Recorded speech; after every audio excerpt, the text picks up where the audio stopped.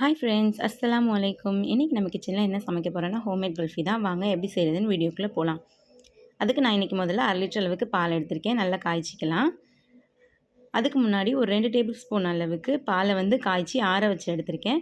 நான் இந்த பிராண்ட் தான் கஸ்டர்ட் பவுடர் எடுத்திருக்கேன். இதிலேருந்து ஒரு 2 டேபிள் ஸ்பூன் அளவுக்கு பவுடர் எடுத்து பாலில் ஆற வச்சு வச்சுருக்கோம்ல, அந்த பாலில் நல்லா கலக்கி கட்டிகள் எதுவும் இல்லாமல் கலக்கி எடுத்துக்கலாம். இப்போ கட்டிகள் எதுவும் இல்லாமல் நல்லா கரைச்சாச்சு. நான் இப்போ ஒரு கப் அளவுக்கு சுகர் எடுத்திருக்கேன். அதையும் அந்த பாலோடு சேர்த்துக்கலாம். சர்க்கரை நல்லா கரைஞ்சி வந்ததுக்கப்புறம் நம்ம ஏற்கனவே ஆற வச்சு கலக்கி வச்சுருக்கோம்ல, அந்த மிக்ஸ் எடுத்து இதில் பாலோடு சேர்த்துடலாம். சேர்த்து நல்லா கலக்கி விட்டுக்கலாம். கைவிடாமல் கிண்டணும், இல்லைனா கட்டிகள் விழுந்துடும். நல்லா கைவிடாமல் கலக்கி விட்டுட்டு நான் இப்போ ஃபுட் கலர் சேர்த்துருக்கேன். உங்களுக்கு ஃபுட் கலர் வேணும்னா சேர்த்துக்கலாம், தேவையில்லைன்னா ஸ்கிப் பண்ணிக்கலாம். அதுக்கு பதிலாக குங்குமப்பூ இருந்துச்சுன்னா சேர்த்துக்கலாம்.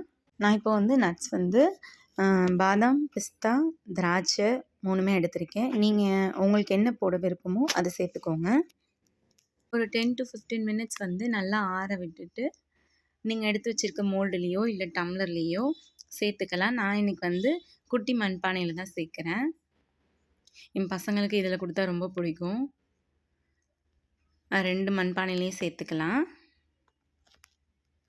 மீதி இருக்கிறத ஒரு பவுலில் சேர்த்து அதை க்ளோஸ் பண்ணியாச்சு. மேலே ஒரு சில்வர் ஃபாயில் க்ளோஸ் பண்ணி எடுத்து வச்சுக்கலாம். இல்லையா மேலே ஏதாவது குட்டி பிளேட் மாதிரி போட்டு மூடி வச்சுக்கலாம். நான் இன்றைக்கி சில்வர் ஃபாயில் தான் யூஸ் பண்ணியிருக்கேன். க்ளோஸ் பண்ணி வச்சுட்டு ஒரு 8 ஹவர்ஸ் ஃப்ரீசர் செட் ஆக விட்டுடலாம்.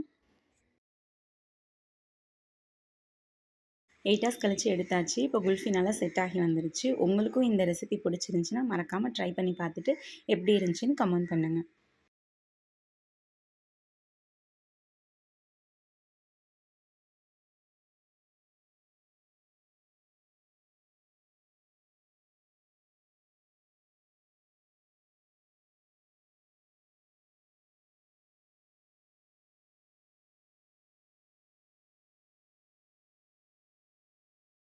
டெக்கரேஷனுக்கு ஒரு பவுலில் எடுத்து வச்சுட்டு சாக்லேட் சிரப் மேலே ஊற்றிக்கிட்டேன்.